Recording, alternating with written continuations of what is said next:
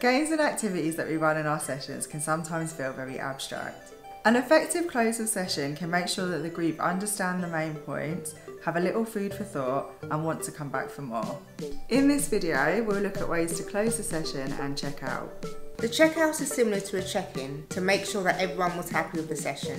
It's a chance to thank the group for coming and to make sure that they have one takeaway from the session. After the last exercise, thank the young people for coming and sharing. Recap what you did, whether you've had a heavy session that looked at lots of topics or a light session that involved lots of giggling.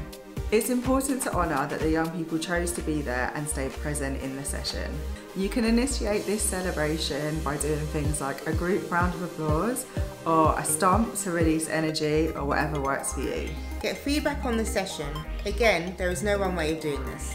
Choose a checkout that will meet the aim of finding out how they felt about the session, what they learnt, but most importantly, to leave feeling good.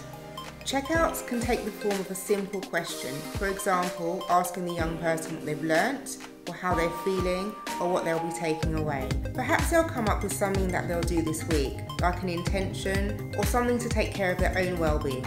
The list is endless. Let the young people know what will happen next week. Keep this brief. It's just a heads up for the group so they know what to expect.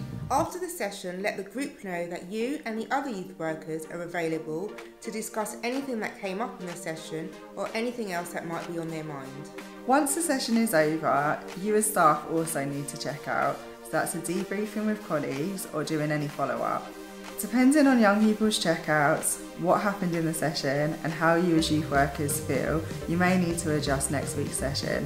That could be things like adding in a higher level of detail, making sure you take a break halfway through, or maybe you didn't fit in everything you wanted to do today.